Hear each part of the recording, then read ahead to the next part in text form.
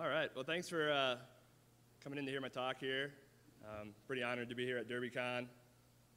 I'm going to talk about some kind of crazy stuff. So kind of a disclaimer up front. You can relax. We are going to talk about kind of security from a different perspective. The infantry has the same weird sick sense of humor as I think hackers do. So we're going to see pictures of vehicles that are blown up, and no one was seriously hurt in the making of this presentation. And I'm actually serious. There's some injuries, but it's not serious. So I trust everyone's professionals here, so it's okay to laugh at this stuff. I've tried to keep it more upbeat so you can learn from it, because a lot of this stuff actually applies to information security. So go ahead and relax. Beneath this beard and mongoloid form, there's actually a nerd underneath. So don't let my intimidation come off too much. So what I'm here to talk about is basically, why isn't everybody pulling security when you're in a combat zone? You'd think that's a given, but I kind of found out it wasn't quite the case. So I'll talk about some stuff to tell you what I'm going to talk about. We'll talk about it, and then we'll wrap it up. But basically, it involves being in Iraq, how we got ready for it, what we did, and then kind of what are some takeaways for information security. So to try to kind of give you a perspective in terms of trying to kind of get into the mindset or the experience. Has anybody in here deployed before with the military? All right, sweet. So this is probably going to look a little familiar to some of you. And then for some of you who haven't deployed or been in the military, I'm kind of just going to lead off with kind of my first day on the job. So as a platoon leader of about 20 guys, infantry soldiers from Minnesota, National Guard, we were deployed to the western part of Iraq. And our first mission was to go out and do route clearance. So of the group of 20, I was the only guy that actually been outside the wire, actually going out on mission to actually see what we're about ready to get into. So my first day, sitting at my office or my conference room, which is around the Humvee, and you got 20 people looking at me, kind of, they don't know what to expect. Everybody's kind of got different emotions going through their heads. So kind of a lot of the stuff that Chris talks about in the social engineering book, a lot of that stuff gets magnified when you're in a leadership role. So even my emotions, I'm trying to bring it back down, just keep everything really mellow. And so I went over our mission plan, said, hey, here's what we're going to do. We've done it before. We've trained for it. So just work through everything with the guys. What are we going to do if this happens? Oh, we're going to do this, this, and this. Good. What are we going to do if this happens? Oh, we're going to do this and this and this. Just kind of get them visualizing what's going on. So we load up our vehicles, head out the gate, and turn onto the first portion of the route. And the best way to describe it is a minefield in terms of a single lane piece of asphalt across the middle of nowhere or the desert. And it's just riddled with craters. And so I kind of set the tone from the beginning. I'm like, I'll be the lead truck, follow me, here we go. Well, I'm all ramped up. As soon as we hit the first pothole or crater, my radio mount starts falling apart. I got gaps along my door that I'm looking out, and I've got 2 radios that I'm trying to hold, and I can't get my driver to slow down because he's so amped up. But I'm like, hey, you got to slow down. Our job is to actually find the IEDs, not just go as fast as we can and clear them the hard way.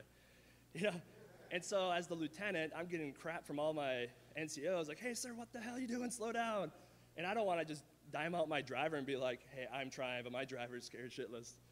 But because I understand what's going on. So I'm like, dude, you got to slow down. Our fuel cans are flying off the back of our Humvee, and it's just kind of a crazy first day on the job. So we get everything through that first portion of the route, and finally, I figure at that point, everyone's kind of got that initial shock of what to expect when you're out in a combat zone, driving by big craters that used to be the road and vehicles that are just abandoned and destroyed. And so I'm like, all right, let's regroup, adjust our formation so I'm not the lead truck anymore to kind of get back into our flow. And we're driving along, and my driver, who finally kind of got settled down, he's like, hey, sir, I think there's 2 cylinders on the side of the road. I'm like, oh, okay. So I call it back to a platoon sergeant. He pulls up, yeah, there's cylinders. I'm like, oh, okay, well, I don't think that's good because we didn't know what we were looking for. You would think you're going to be like, here's what an IED looks for. You'll find it. You're like, oh, okay. No, that's not really how it worked. So we back off. We didn't really know what we were doing, so we just shot it ourselves and blew it up. So we didn't call the EOD guys or the bomb specialists, and we just took care of it ourselves. And that was our first day. So I'm like, oh, okay. Well, there's some things we need to change about this. And we continued the mission and everything went fine. But that was kind of my first day on the job, to kind of set up what the talk is about. So a little bit about me. Like I said, as an infantry platoon leader with the Minnesota National Guard, went to airborne school, Pathfinder school, Ranger school, all that fun stuff. Went to Iraq. Currently an information security consultant, like CrossFit, snowboarding, obstacle races, and whatever else. So my platoon, 2nd Platoon from Charlie Company. It's a Minnesota Guard unit. Deployed to Iraq in 2006 to 2007. My platoon, we found the most IEDs in a battalion. So as a group of 20 guys out of about 800 soldiers, so that group of 20, we found the most IEDs. And we were extended as part of the surge during our deployment. So, 2nd Platoon, we kind of like to roll and have a little bit of fun. So this is a 10,000-gallon fuel tanker of a semi that was being escorted, and it got hit by an ID. So we drag them out into the desert, away from the road, so they can't put IEDs back into them. So, are you waiting or what? Our job is to destroy them, and it's a good opportunity to give soldiers a chance to relax and have some fun.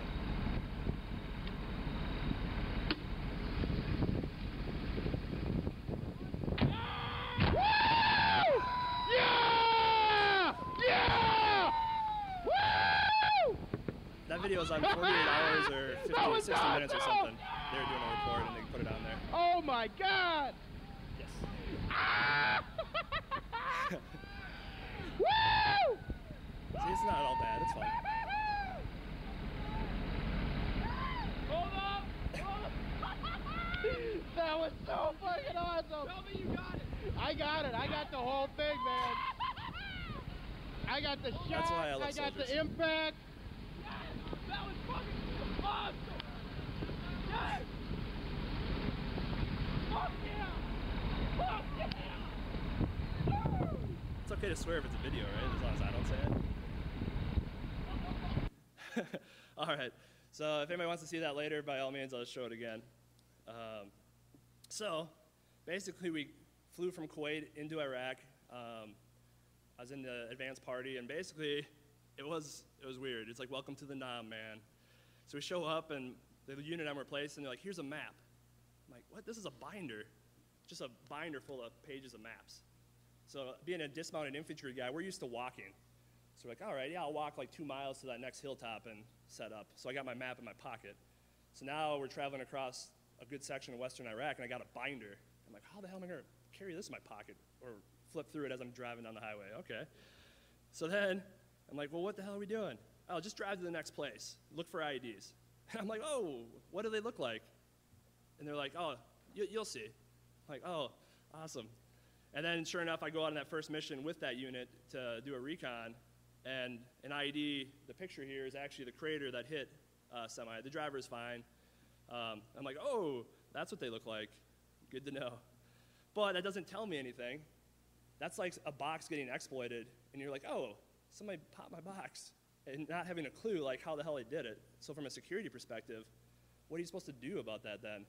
Like, oh, okay, so don't step on that. So sometimes things blow up. You started that just in the nick of time. So, damn. So that's kind of, you think in a combat zone, everybody's going to be on top of their game. And I'm not trying, in this talk, I'm not saying, the Marines suck or Navy sucks or anything like that. Everybody that enlists, all the respect in the world to them. I'm just trying to bring constructive criticism from my experience, into information security. So, but, I'm not trying to send that message. But what happens is there's improper use of controls.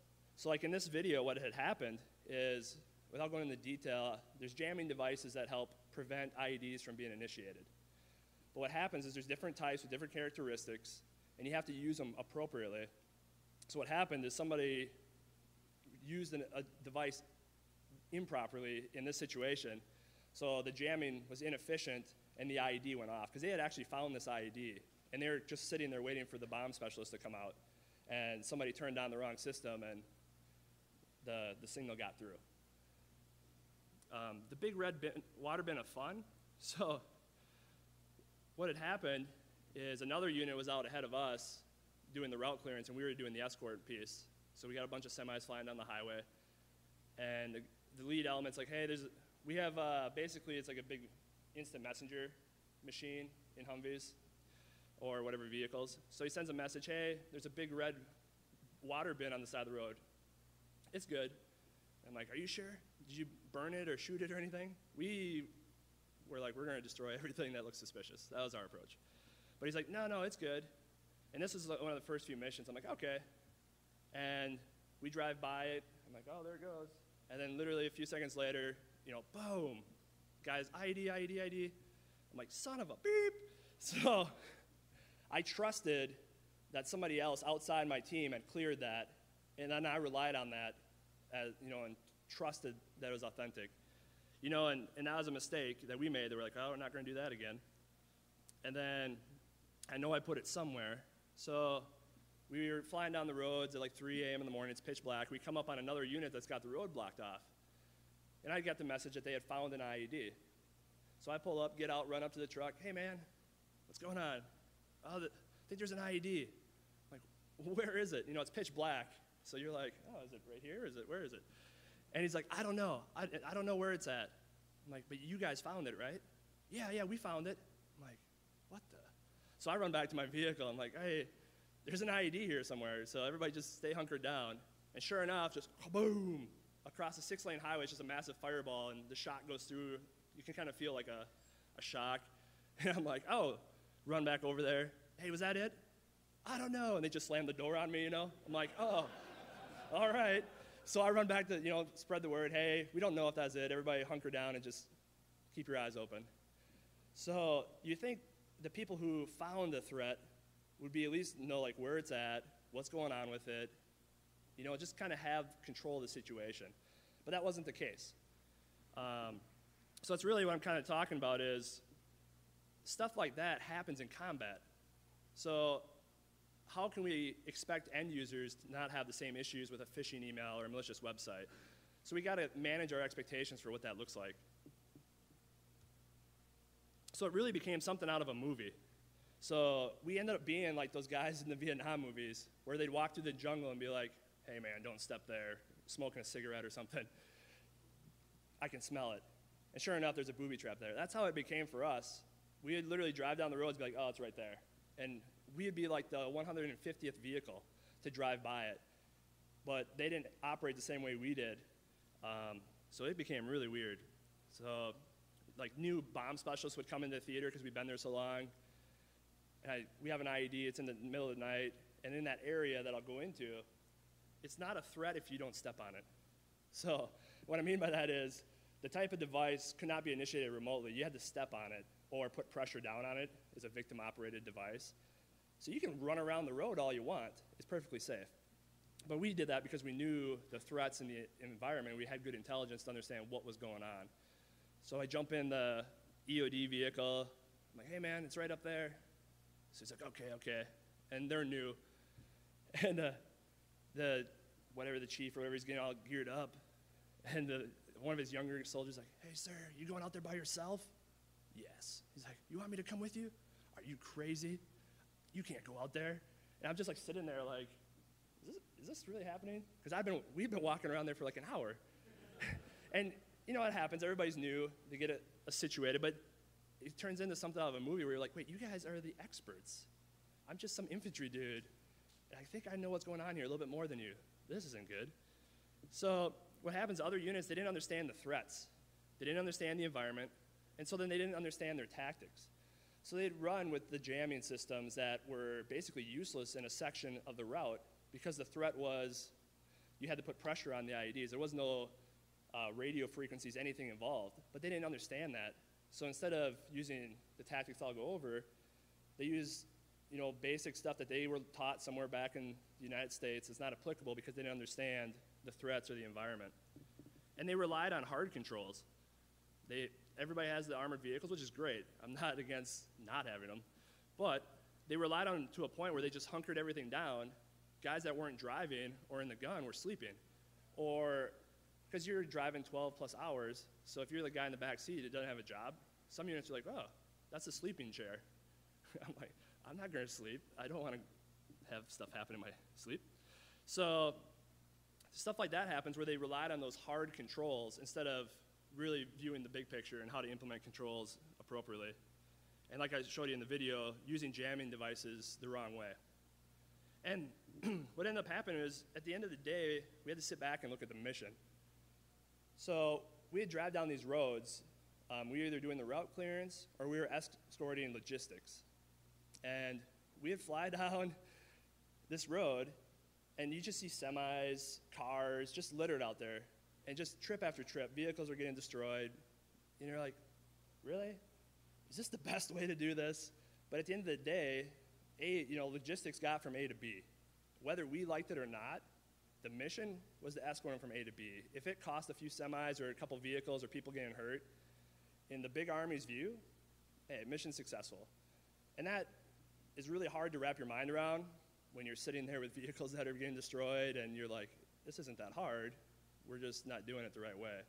And it's kind of taking that concept has helped me in information security, because at the end of the day, I'm like, oh yeah, rock, paper, business. Oh, sweet. So we ended up kind of coming up with the motto is that nobody pulls security like we do. And that was just the way we operated. It didn't matter if it was a fellow unit inside our group or a Marine unit, Navy, Air Force. It didn't matter. Nobody did pull security like we do. Nothing was clear until we cleared it. Every single person was in the game. So it didn't matter how many people you had in a vehicle. All because you can't stick your rifle out the window, that doesn't mean you can't pull security and look for IEDs or look for suspicious activities. There's no excuse for that. And we really embraced that decisions had consequences. And then those decisions had second and third order of effects. So if we found something we thought was an IED, we'd call the bomb specialist, but what that means is then they have to leave the base. They have to go in the harm's way, traverse, and then there may or may not be an IED where we thought it was, because it might be nothing. So really thinking about those decisions, we can't call it EOD every single time we think there's a suspicious object. So in really embracing that and thinking about, if we stop traffic on this road, is that going to back up other elements in the area? What can happen? We really maintained the infantry fundamentals. Let's kind of go into 5 principles of patrolling from Ranger School, kind of talk about. And at the end of the day, we really said, regardless of what happens, we want to leave it all on the table. You don't want to look back and say, oh, could I have done this? Or could I have put a little more time into this? It was the big show, we figured. We're like, for the next however many months we're here, we're going to do everything that we can, to take care of business and establish and maintain security regardless of who's telling us what to do. So this is actually that IED from the first day. I don't know if you can see it, but there's the curb, and then in lieu of the curb, they put 2 artillery rounds and then covered it with a bush. So pretty crafty. But in preparation for that first day, we set the tone from day one back in Minnesota on our drill weekend. So we're hanging out in a small town in Minnesota playing soldier for the weekend. And from day one, as the leader, I set the tone and said, we're only here for 2 days. We're deploying. But for these 2 days, we need to be thinking as if we're already there. We don't got a lot of time. A weekend a month isn't a lot of time. So kind of had a heart-to-heart with my first-line leaders. And in the military, sometimes you can correct people by push-ups and whatnot. So it's not really popular when the new cherry lieutenant puts all his guys in the push-up position. But I did it, and I said, hey, here's the deal. I got buddies that are deployed right now, sending me letters. I read them letters about what they're experiencing and basically saying, hey, forget your cool badges you have. You need to suck it up and be prepared to be in combat. So we really set that tone from day one. And what I really tried to emphasize is that the threat is real. There's really things that go boom in the night, quite literally, So this isn't all fictional stuff you see in the news. This is real stuff. There's really a threat out there, and we got to keep that at the back of our minds at all time, kind of just to help set that tone that, there's a reality to this. And we established that we're going to train how you fight. So however we did any training, we're going to make sure we're doing it as realistically as possible. So I had the chance to go to Ranger School, is the best training for combat that I've ever been through. It really helped recognize physical and mental limits. And I really learned that there's a fine line between hard and stupid. And a lot of the stuff that you would think, people are like, oh yeah, we should do this because it's tough, we'll look cool. You know, at the end of the day, who cares? You know, it's a fine line, because otherwise people are just going to see it for what it is. It's just egotistical crap. And your users are going to try to get around your controls if you're trying to toe the line. So you got to be realistic and be smart about things. I'm going to try to speed it up because I do have quite a few slides here. The 5 principles of patrolling is just real basic planning, reconnaissance, security, control, common sense. And really, they're just, if you lose one of those items, it's a good checklist to be like, whoa, let's stop what we're doing, rethink things, establish control again, and keep going. Or common sense, which tends to be the common one. Like, this doesn't make any sense. And I kind of just learned to suck it up, Ranger. After Ranger school, I was sleeping, rolled over, hit my wife, which I don't recommend. I'm not a proponent of that. And she's like, you hit me. And in my sleep, I didn't even know it. She's like, I just go, suck it up, Ranger. And I have never heard the end of it. So literally, when I get around the house and I start complaining, she's like, suck it up, Ranger. She thinks it's the funniest thing in the world. And now I'm awake and I can't hit her, so. Problems, right? So we went to Camp Shelby, lovely Mississippi, and we basically said, we're going to train to our standard. We showed up to a training event. We took the trainers' initial training. If that wasn't good enough, we're like, hey, that's great. We'll jump through the hoops, but guess what? For the next hour, we're going to stay here and keep training. And so a good example is the virtual training. So there's simulators that they're pretty cool. It's like a video game. You jump in fake vehicles. You can simulate all kinds of, basically driving around, looking for IDs, shooting stuff, etc. But what happens is units were coming in there and treating it like a video game. So the trainers eventually were to the point where they're like, all right, when's your bus coming back? I'm like, it's not coming back till the end of the day. No, sir, you need to schedule that bus for like 2 hours from now. I'm like, what are you talking about? We're scheduled to be out here the whole day. And she was adamant with me, like, no, I can guarantee you, your guys are going to mess around, and in 2 hours, you're going to be tired of this thing, and you're going to want to go back. I'm like, well, I can guarantee you that's not going to happen. So sure enough, we were there the whole day, just running through scenarios. We did their little games they wanted us to do, and then we were like, all right, new scenario. Swapped out our younger soldiers with the NCOs, and we just went through every possible situation we could. We videotaped it, went back and watched it on our computers and critiqued our movements, and we just really set the standard that it doesn't matter what everybody else is doing, this is what we're going to do. And at the end of the day, we had a heart-to-heart with the trainer. She's like, that's the first time I've ever seen that. I'm like, well, that's kind of sad. But we're glad you enjoyed it. So we did extra training outside the box, basically putting guys through mini ranger schools, scenarios to help train them. We really kind of had this infantry versus the world mentality, and it's a lot like security versus compliance. And no offense to other branches of the military or jobs or whatever, but the infantry likes to say, we do our job and everybody else's job better. So I really take that back to more to security and compliance, where if you just focus on security 101, a lot of times the compliance is going to come along with that. And that's kind of what we did, maintaining our infantry background, and use that to go to convoys and route clearance, where a lot of units would just say, oh, we're doing convoys. So the book says to do it this way. But what happens is, when you train to do that, you can't take it and apply it to anything else. So you become pigeonholed in your tactics and your, what options you have. So we went the other way. We said, we can apply infantry to anything. So let's have this foundation that we can apply to whatever we want. And that's basically what we trained under. So this is a very proud moment. They're practicing clearing a room as you would if you were going into a building.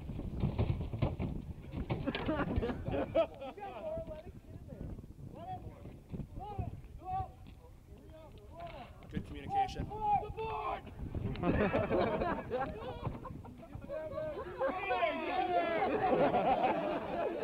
Keep it going!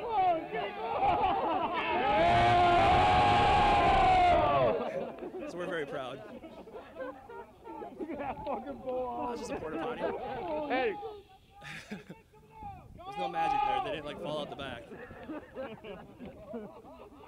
The best is the last guy. You'll see him when he comes out.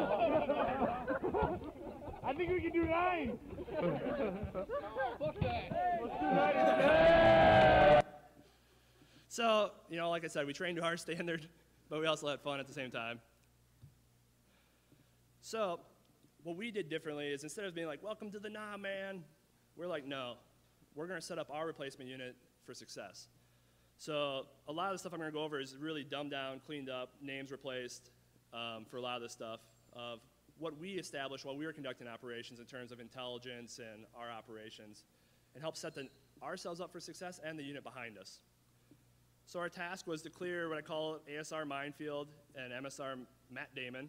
We were really obsessed with Team America at that time, so hence Matt Damon.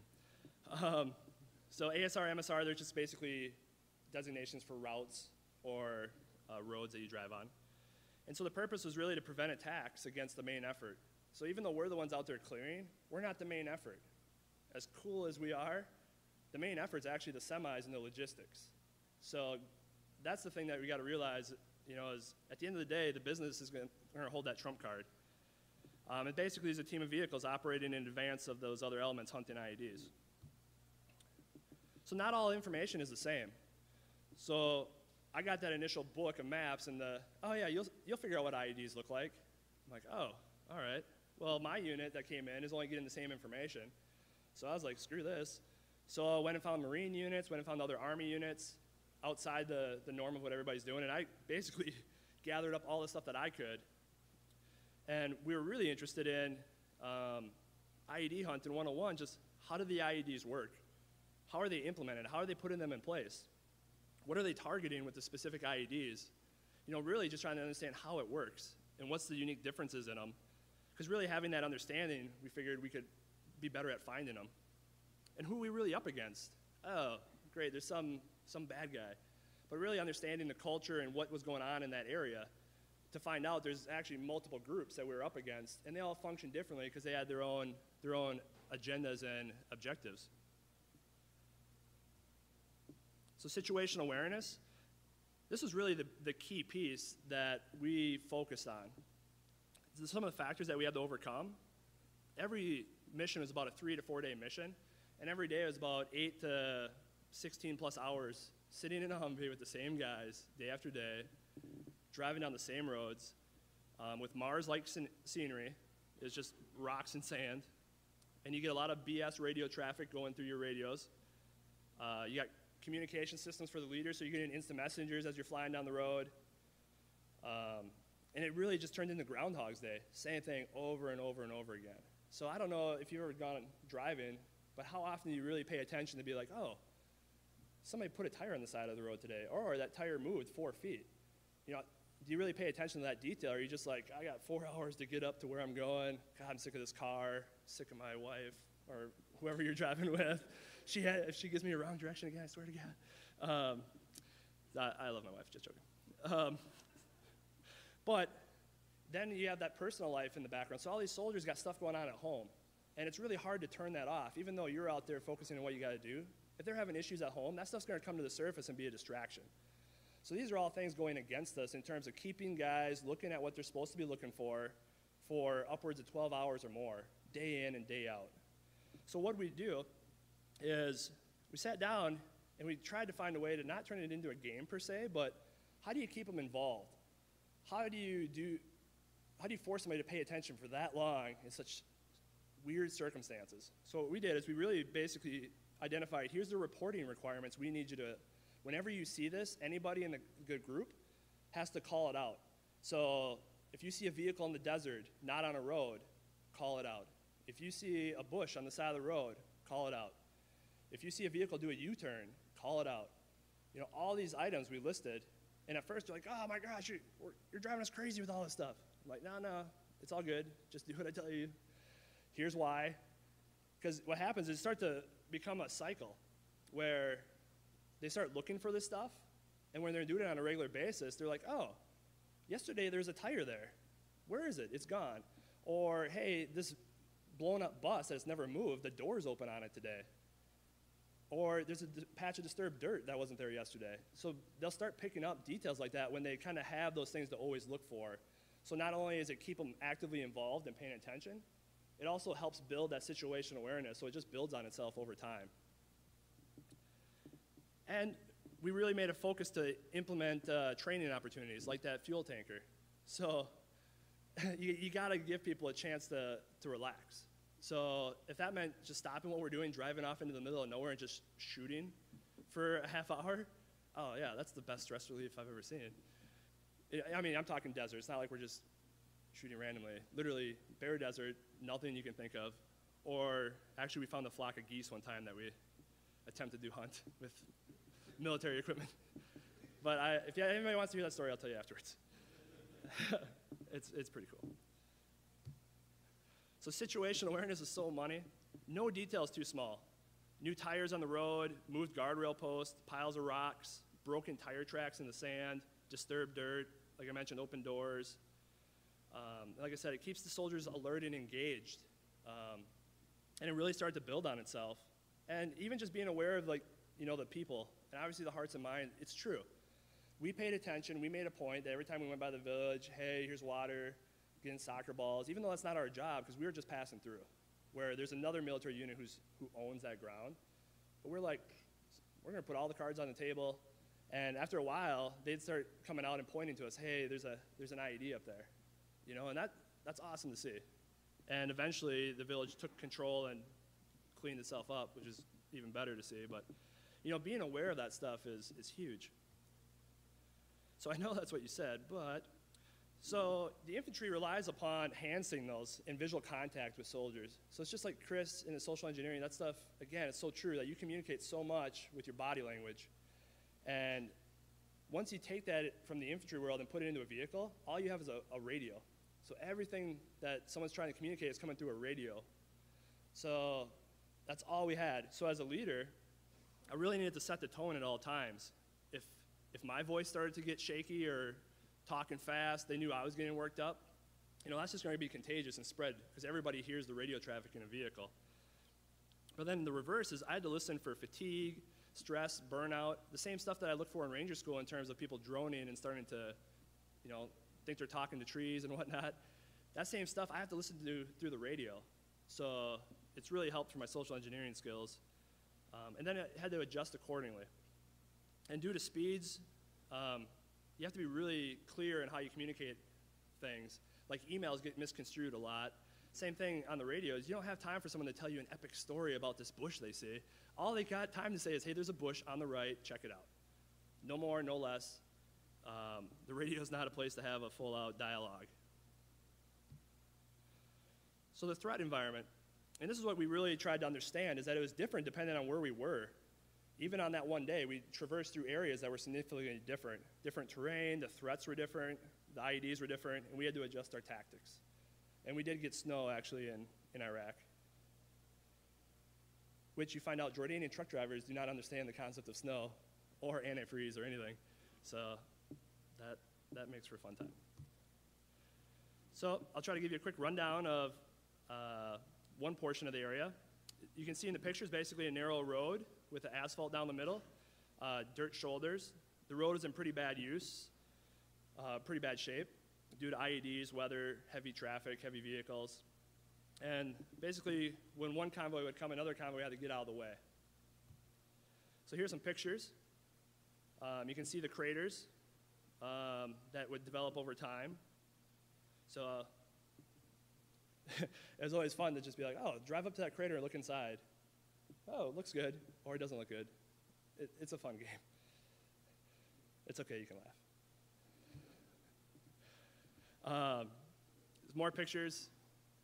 The bottom right one's actually some stuff in there. I think I got another photo of it. So I talked about, in this portion of the route, these IEDs had to have the victim initiate them. So that either a vehicle had to roll them over, or you had to step on it. You had to apply pressure downward. And the pressure plate, speed bump, landmines are really different ways of just setting the ordnance in the initiator. Some pictures of what they look like. So the top left one, is it top left for you? Yep. Top left one, that's just a homemade package of seafloor with a little, it's almost like a grill, like an electric grill starter that you can set off. The top right one's just a pressure plate, so they basically separate two wires connected to a battery with foam or cardboard that when there's enough pressure, they close the circuit. The speed bump is the bottom left, basically it's just a big box full of explosives. and then landmines. So this is the level that we tried to get down to is, what are they doing? Oh, they're using the same hole every time, because believe it or not, it's actually a lot of work to dig a hole. And so the opposition was just like anybody else. They're like, well, why should I dig a fresh hole when there's already this big hole right here? So they dig and reuse the same hole over and over and over again. And you can see they put the ordnance where they could dig, and then they put the initiator where the tire was. But when a lot of units wouldn't take this information and give it to their soldiers, or they didn't even realize this is what they was doing, like the unit we replaced. So we got down to this level, so now the soldiers are like, oh, well, this is where I need to look, and then this is what I need to look for on the asphalt. Or when I'm driving, I'm like, oh, I need to watch out for this stuff, instead of just going as fast as you can, relying on the technical or hard controls. Here's some pictures of when things go wrong. So top left one, everybody, no serious injuries. Is actually my best friend that I deployed with. Top one, you can see some of the more up-armored vehicles that tend to get a lot more of that hunker down mentality. Bottom right is where I parked my car. I don't recommend parking there. Some of the techniques we used, travel in a row, everybody's scanning their sector. So, down to the lowest person. So really, even that end user needs to be actively involved. They have a responsibility in pulling security. And they're really reminding people that even though somebody else went ahead of you, it doesn't mean they rolled over that initiator properly. There could be a piece of dirt in there separating that, and it just takes the right amount of pressure to hit it just right. So not getting relaxed because somebody else has already gone in front of you. So obviously stay in the center. I'm going to kind of speed up here because we're running out of time a little bit. So here's an example of one that was found by just a 19-year-old driver, awesome guy. He saw this little piece of det cord sticking out of the ground. You guys see where that's at there? North-south? Sweet. So, but what he saw, and I'll show you in the next picture, is disturbed patch of dirt, broken tires. So you kind of see how there's a tire track running across, and then it's broken in the middle with that patch of dirt. That's what we would see, and other people wouldn't see that because they didn't know what to look for. And then you can kind of see tire tracks driving away where they drove off into the desert after they put it in. And then obviously the det cord and tape sticking out there. So that's like the seasoned Vietnam vet stuff we're talking about that kind of starts to get like something out of a movie. Here you can see the dirt is scraped down into the crater. So easy to place it there. It's already a hole, and then they just buried it. And typically what happens is units would throw chem lights to mark them. Well, they wouldn't put the chem lights back on top when they'd bury it with dirt. So you're used to seeing the chem lights, and you're like, there's no chem lights. And I don't think American forces would just get out and dig around in holes and move stuff. Again, you can see the disturbed dirt there, how basically it looks pretty solid and then there's a different texture. Again, looks like if you ever have a cat in the kitty litter box or your sandbox, that's the best way I can compare it to, is waking up, going to play in your sandbox, and there's kitty residue. This is purple because a fire extinguisher was involved early on in our tactics, which is a story for offline if anybody's interested, because that really, there's not much to learn there. So, just a video of what happens when we find them.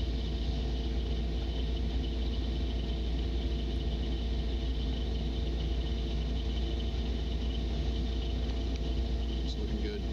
So this is part of that stress relief I talked about. So you find one, and then you make sure you're pulling security, but you're like, hey, everybody, get your cameras out. Let's get a break away from the last 8 hours of staring at the dirt and watch something blow up. That's awesome.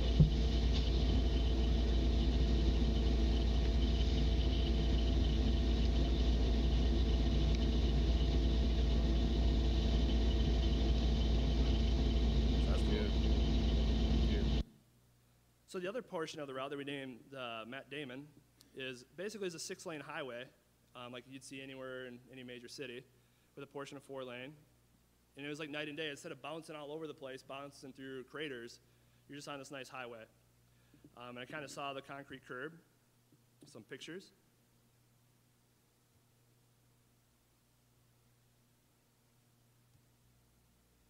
So basically, again, different area, different types of threats and tactics were used. So they're using the cordless telephones, command detonated, and kind of the same IEDs that we talked about.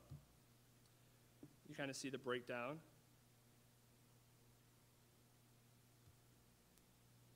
And the command detonated really is just two wires they touch on a car battery.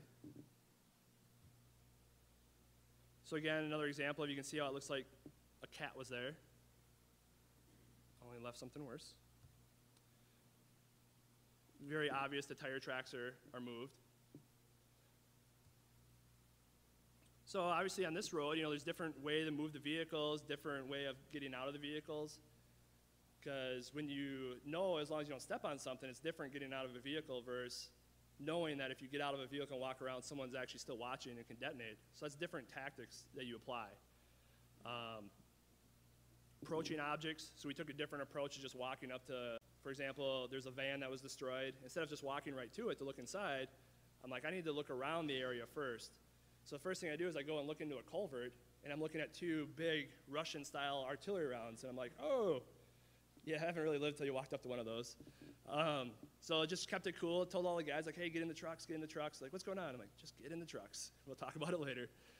So there's a different approach that you have to take in different environments. And we had to use our controls differently. So now different devices that we may have had came into play. So they're pretty sneaky. I mean, the same way that you'd see a lot of the stuff that people present here and all the hacks and everything, it's just super impressive. Behind the curb, in sand piles and sand drifts, you'd be surprised how fast something will drift over. I'll show you a picture. Overpasses, tie them up to medium posts, covered with bushes, hasty emplacements, inside light poles. The picture's actually around, we found like 10 miles in the desert just sitting there. They figure it's like a bomb that dropped from a first Gulf War aircraft. So luckily we found it before somebody else found it and moved it closer to the road. So you can see how they basically tried to hide it in with the curb. Just drop it off real quick. Some wires and tips around sticking out. That's all the guy could see that found it. And that's what was underneath that pile of sand on the road. You can see they just make a bush appear, and so it's literally something out of a movie. That's what's inside. That's what happens when they blow up. And I'm just going a little fast to make sure I get through everything for you. By all means, hit me up afterwards if you want to see stuff more detail. More stuff in bushes. But you can see like the little piece of saran wrap. That's the stuff that guys are catching going 30, 40 miles an hour because they know to start looking for it instead of sleeping or just being like, oh, bush. Oh, saran wrap. They wouldn't have known that if we didn't develop that situational awareness. Another video of good success.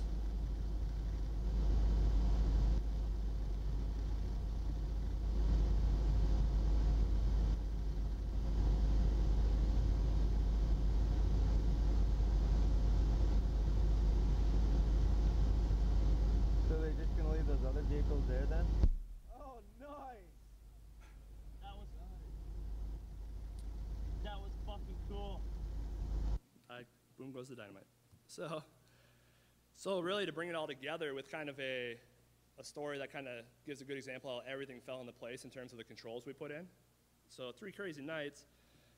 I figured I'd go with more stories than really talking about information security because at this point, I think you guys have got enough information security. So we'll talk about it at the end, but just trying to give you some stories that you might not hear from other techies. So we had a 3-day mission during Ramadan. We found 5 out of 6 IEDs, not too shabby. 6 IEDs found total, 5 the easy way, 1 the hard way. And we vanquished 1 10,000-gallon fuel tanker in another video I'll show you. So kind of go through that mission and kind of talk about why it was successful and what things paid off. So on the very first day, the saran wrap that I talked about, and the funny thing is all the lead vehicles of the group, including myself, we drove right by it. But then the last vehicle, he saw the saran wrap that the rest of us missed. So that's the importance of having that defense in depth, that you can't just rely on this guy, this vehicle, or this control. You got to make sure that you have it throughout. And you can see the explosives there. So that's a good way to start out the mission. Next morning, coming back from some night operations, and all it was is, out of the corner of my eye, I saw a rock sitting in a crater. And for whatever reason, I'm like, a rock? What the hell? Call back to the vehicle, hey, look in that crater, I saw a rock. And sure enough, they look and they can see like the washing machine timer that they basically use as a safety switch so they don't blow themselves up putting them in. But a small detail like that is what we're looking for, and that over time you can build that situational awareness to find that type of stuff. The next morning, we wake up early and start going, and driving along, and we see a black tie strap or bungee cord wrapped around the bush. I'm like, what the? You know, you're just like, is this really happening? So we pull up to it, we're looking at it, and sometimes you're like, you kind of like got to connect the dots. You're like bungee strap, burlap bag, bush, bungee strap, burlap bag, bush, copper wire. Whoa! You know, and the lights go off because you're doing this. This is all happening in a matter of a second. So it's kind of humorous to me to like think what goes on in your head. And then sure enough, 2 big Chinese mortars in there. So this is another good example of we're driving along that same day, and the lead vehicle, the soldier's like, hey, the door on this old destroyed bus is open. And it's literally this bus that looks like it's a burned up bus and rusting out. And he's like, the door's open. So we stopped the whole element to act on that. Well, what happened is the vehicle behind us, my last vehicle, as he was looking out his windows now because they're stopped, he saw just a copper wire leading from a sand drift and followed that around, and it led to the initiator. But so we found that ID because one soldier was paying attention and noticed that something had changed in the environment, just a small detail. And you can see here where that vehicle is, that's actually where the initiator is. So they started to adapt to our tactics of our counter measures, and they would find ways to change. So we had to continue to adapt and not rely on, oh, the last time it was right here. And that's the way, no, they're changing, so we had to continue to change. So you can see, it's just a sand drift, but literally it drifted over some pretty big things. So in terms of famous last words, so we talked about staying on the asphalt, and I made the mistake myself, so typically in this section there's craters. And the best way to clear the craters is that we, instead of rely on the big armored vehicles because you couldn't see down, we relied on the Humvees because we had better visibility. And even though we lost protection, we made up for it because we could actually find them instead of getting run over or hitting them. But I went against our practice of keeping the vehicle on the asphalt. And I had just something like, I want the crater to be on my side of the vehicle in case something happens. So I told the driver, I'm like, hey, drive behind that crater so I can look inside. Famous last words. So sure enough, there's a landmine. And in my head is right away, it's like, oh, they got me.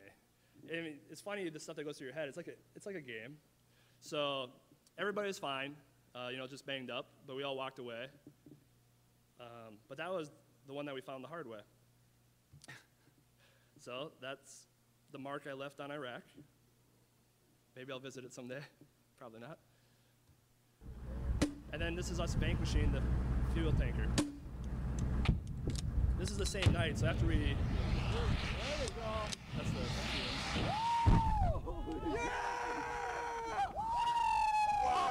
That's the one where you'd be surprised in the dark, your ability to gauge distance is a little off. Awesome. So we're like, that's plenty far. Nice shot, Tex. That wasn't plenty far. That's the end cap of the trailer. I got a few minutes, I can play it again. And so we were still doing our job, so the rest of the convoy went in, and we stayed to clean up another ID that hit one of the semis.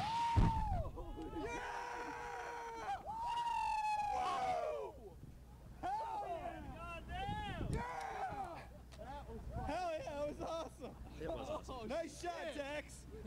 So that's the funny thing is literally the guy that was in my vehicle, the gunner, was with me. We got blown up. Literally a few hours later, he's the happiest guy in the world. He just blew up a fuel tanker.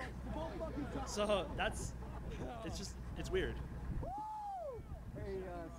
But that's where you reward those guys and give them a chance to de-stress, and you take care of your people. So why were we successful? We kept it simple, staying the KISS. We relied on having primary, alternate, contingency, emergency options for everything. The principles of patrolling, use that as a guide to know when things were kind of getting out of whack. We put the controls in place to really develop that situational awareness. We really focused on understanding how things worked and how things could be broken. Excuse me. So really that same type of hacking mentality is kind of the same approach we took. And then we pushed that information down to the lowest level. Everybody needed to know what they're looking for. And then we really continued to adapt our tactics as we saw things change. We really relied on the soldiers' communication and information as our primary controls.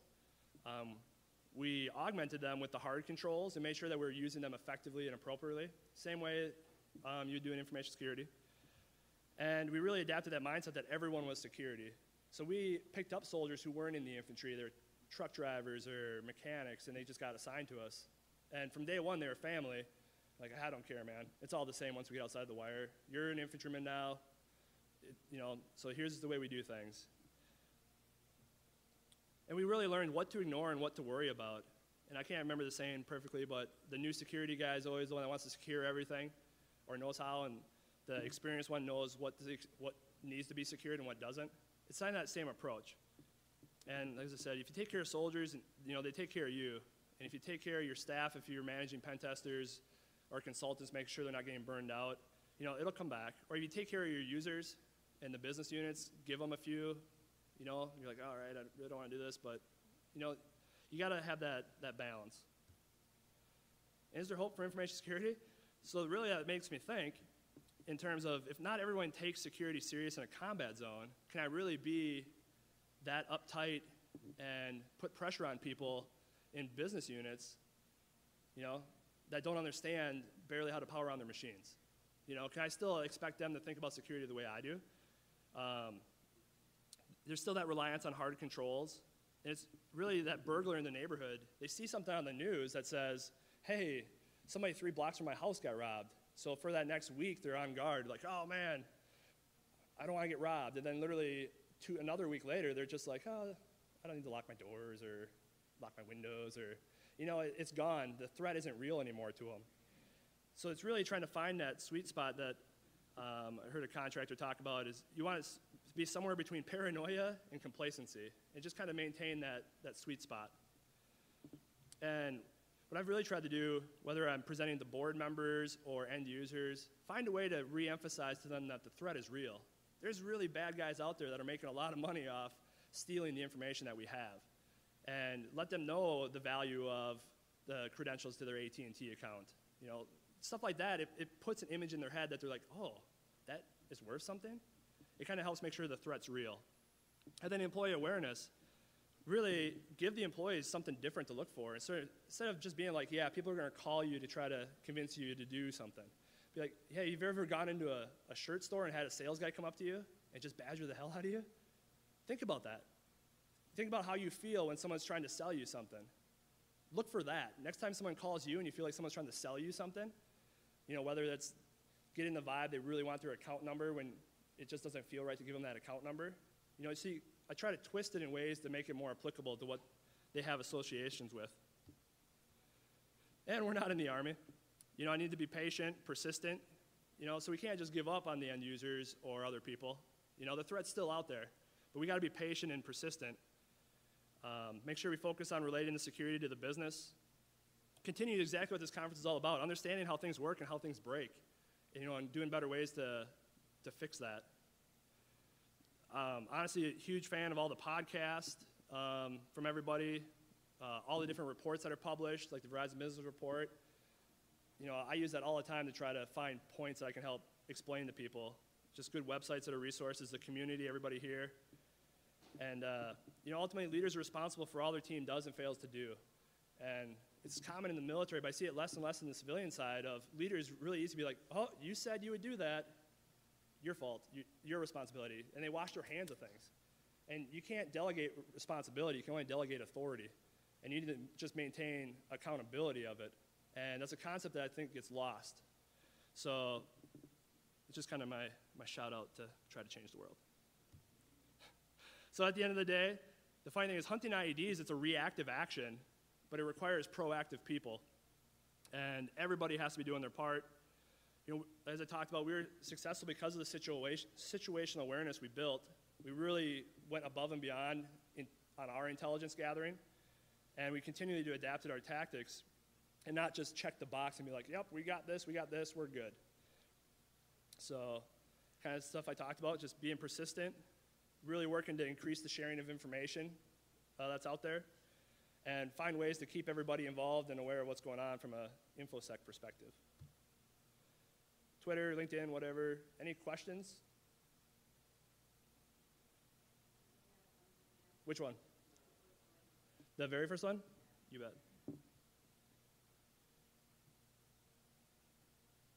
So I tried to stay away from the information security references a fair amount. I kind of figured, you know, everybody can draw their own conclusions. But if anybody has ways that this is actually applicable or useful, afterwards, by all means, I'd like to hear what you think. So stuff blowing up.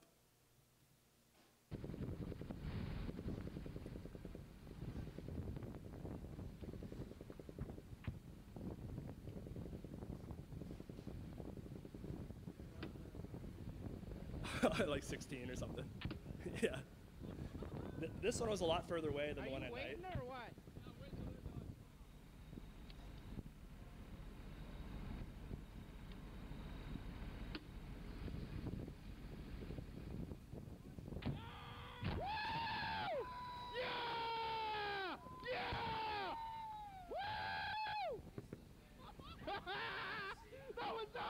I guess so. if you have the right combination of fumes and fuel inside still. Yep, yeah, exactly.